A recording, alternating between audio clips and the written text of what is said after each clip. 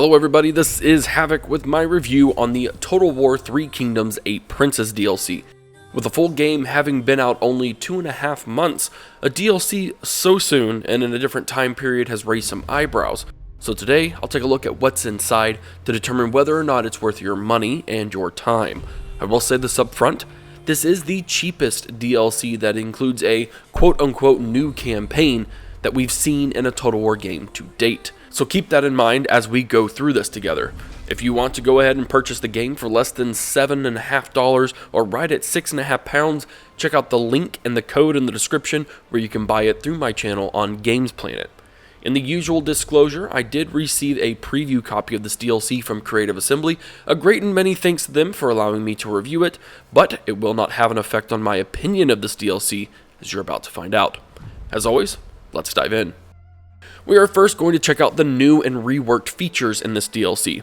Completely new and exclusive to this DLC is the alignment system. The 4 distinct traits, Spirit, Mind, Might, and Wealth, might seem like the Three Kingdoms version of Captain Planet, if Captain Planet's objective was to kill off all of his rivals instead of saving the planet and its people. Rather, it's a way for you to align your faction to the playstyle you prefer.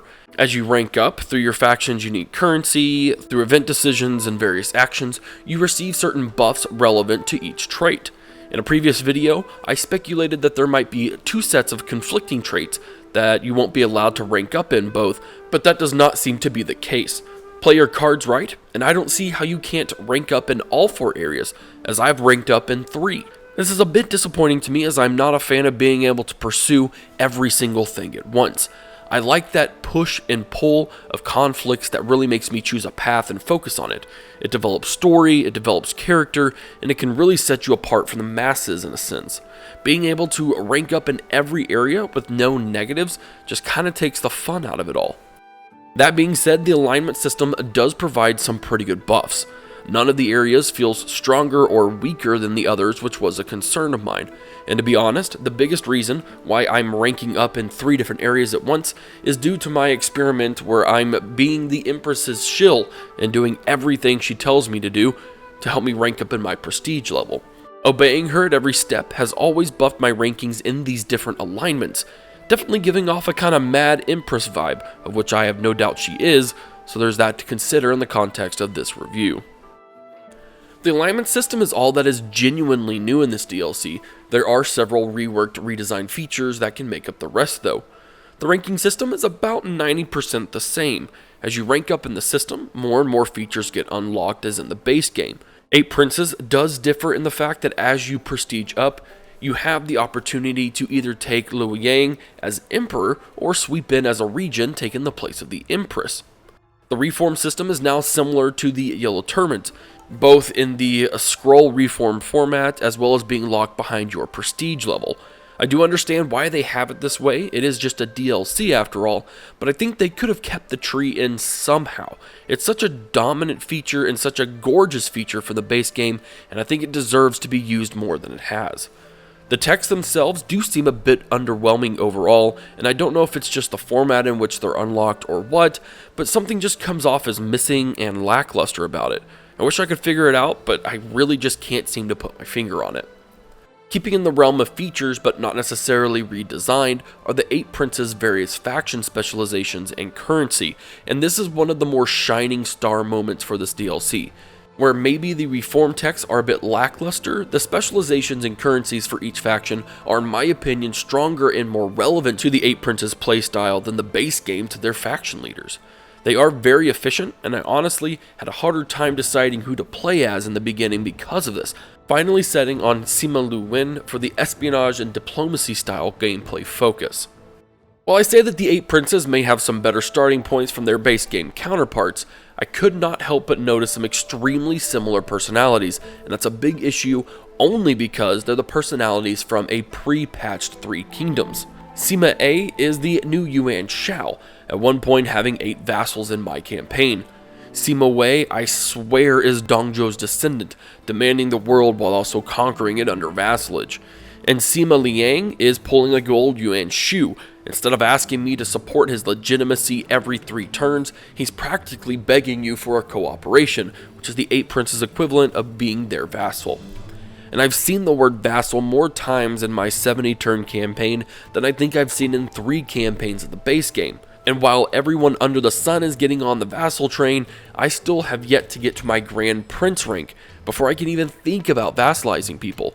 The issue there is only a handful of factions left 70 turns in, and certainly none of those that will want to become my vassal, leaving me SOL in that aspect of the game. It's been a frustrating campaign in the realm of personalities because I've seen these before and they've been fixed, but it's almost like this DLC is working with some aspects of a patch 3 Kingdoms, but a lot of areas in the scope of a release version 3 Kingdoms.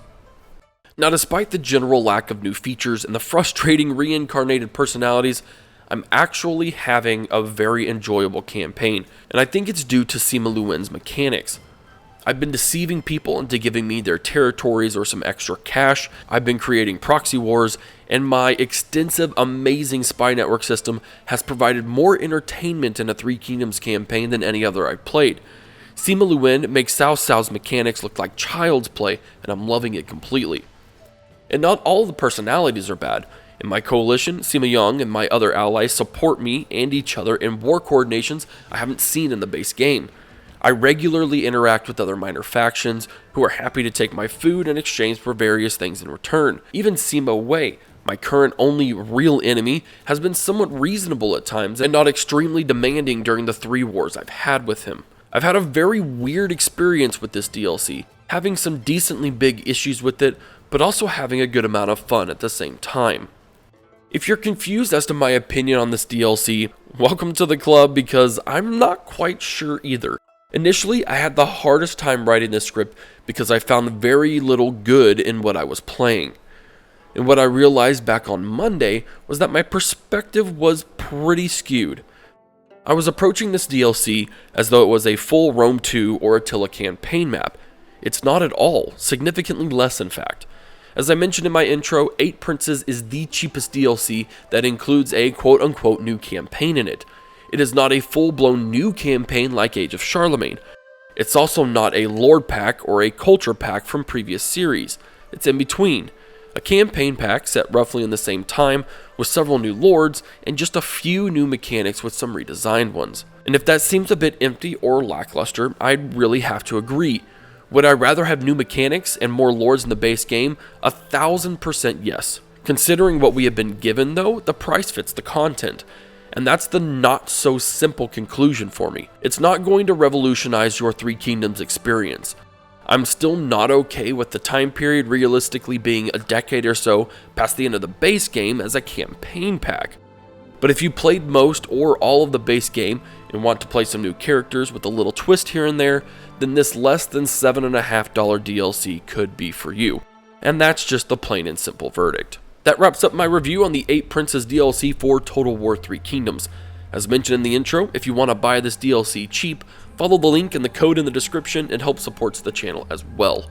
If you enjoyed this off-kilter review, be sure to give it a thumbs up. Let me know your thoughts in the comments section down below. And lastly, subscribe to the channel to stay up to date with all things strategy and Total War. This is Havoc, and I'll see you in the next one.